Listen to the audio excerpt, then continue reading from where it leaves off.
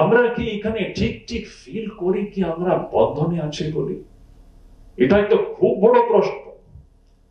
আমাদের শাস্ত্র দেখবেন, শাস্ত্রের এই জিনিস নিয়ে বিস্তার পূর্বক আলোচনা হয়েছে। শঙ্করাচার্যের যে বিখ্যাত যে অধ্যাস ভাষ্য যদি আপনারা পড়েন, ও পুরো অধ্যাস ভাষ্য হচ্ছে বন্ধনের ডিসক্রিপশন। আমরা যতক্ষণ না জানি কি আমরা এখানে বন্ধনে রয়েছে, মানুষ মুক্তির জন্য চেষ্টা করবেই না, সাধনা করবেই না।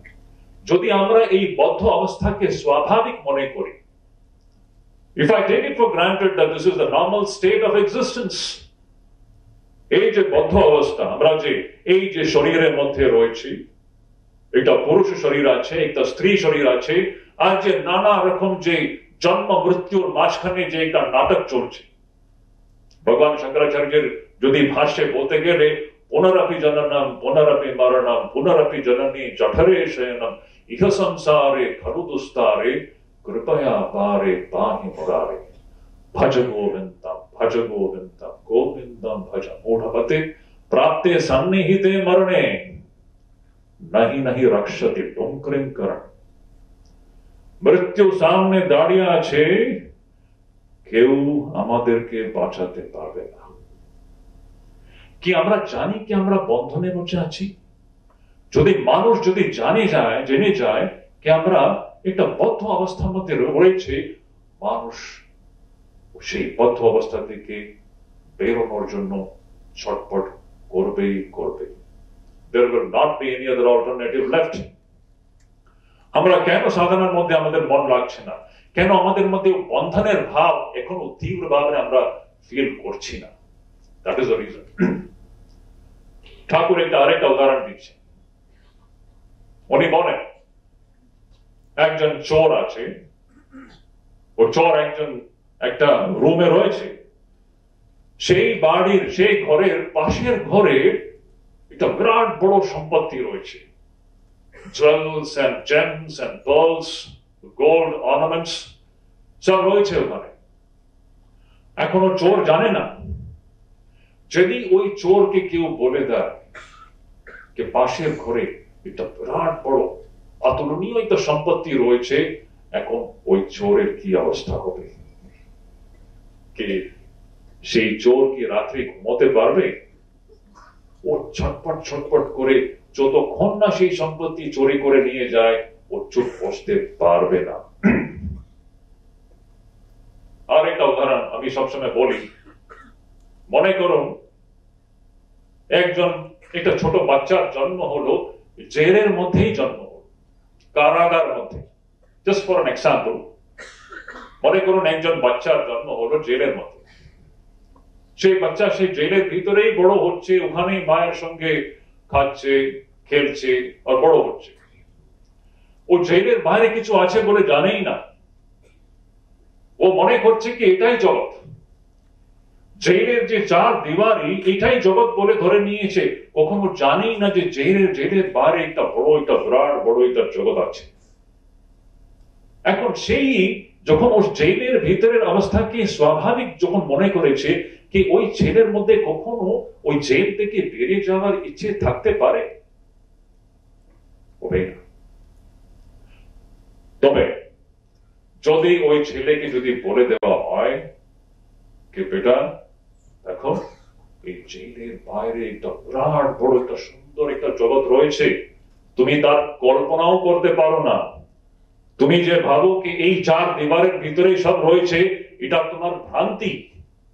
যখন ওই ছেলেকে এরকম যখন যদি এই ইনফরমেশনটা যখন ওকে দেওয়া যায়, যখন ও ছেলে এটা বুঝতে পারবে কি এই জেলের বাইরে একটা বিরাট অকল্পনীয় অবর্ণনীয় একটা জগৎ রয়েছে, এখন ওই ছেলের অবস্থাটা কি হবে?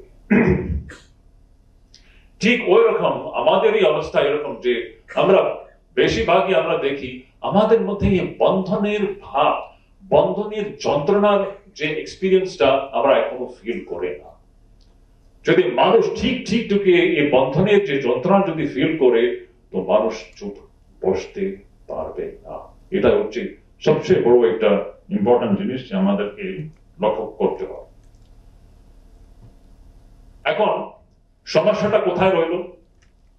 সমস্যাটা হচ্ছে আমাদের মধ্যে সাধনার যে উৎসাহের অভাবের এক মুখ্য কারণটা হচ্ছে আমরা এই জীবনটাকে, এই যে আমরা শরীর ইন্দ্রিয় দিয়ে যে জগৎকে আমরা দেখছি, আর এখানে যে আমরা সংসার আমরা নিজেই তৈরি করেছি, আমার স্বামী, আমার স্ত্রী, আমার ছেলে, আমার মেয়ে, আমার সম্পত্তি, এই যে আমরা একটা আমাদের নিজের একটা সংসার আমরা তৈরি করে আমরা ওখানে আসক্ত হয়ে বসে আছি।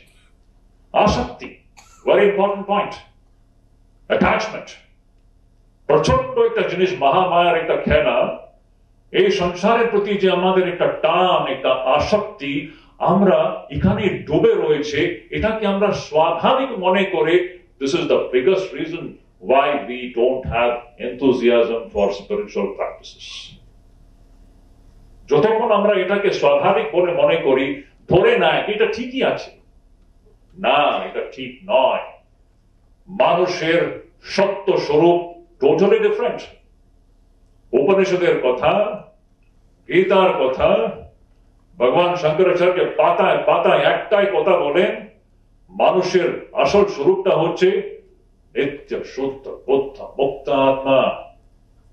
সেই আত্মা কোথায় আমাদের আসল স্বরূপ, আর আমরা এখানে নিজেকে কি ধরে নিয়েছে, আর এখানে কি চলছে? একদিকে জন্ম, আরেকদিকে মৃত্যু, তার মাঝখানে 2 দিনের যে নাটক চলে, আমরা এখানে ডুবে রয়েছে। এটা যদি আমাদের স্বাভাবিক স্থিতি হয়, আমাদের মধ্যে সাধনার জন্য উৎসাহ হতে পারে না। যখন আমরা এটা ঠিক ঠিক বুঝবো, এটা অনিত্য জগৎ, অশাশ্বতম, এটা শাশ্বত নয়। যেমন ভগবত গীতাতে বলা হয়, অনিত্যম অসুখম এবং লোকম। এই যে লোক যে আমরা দেখছি, এই যে ইন্দ্রিয় দ্বারা আমরা যে জগৎকে আমরা দেখছি, এটা অনিত্য আছে। राम नाम सत्य है, बाकी सब असत्य है। एक भगवाনের नाम मात्र सत्य, बाकी सब असत्य। भगवान ही एकमात्र वस्तु, बाकी सब अवस्तु। ब्रह्म ही सत्य, बाकी सब अनित्य मिथ्या। এটা যখন আমরা হাড়ে হাড়ে বুঝবো, তখন দেখবেন মানুষ চুপ বসতে পারবে না। তো আমাদের এই যে বিষয়টি রয়েছে, সাধনার প্রতি আমাদের উৎসাহের অভাবে, এর মূল প্রবলেমটা হচ্ছে আমাদের মধ্যে এই সংসারের প্রতি বৈরাগ্যের অভাব। This is the crux of the problem.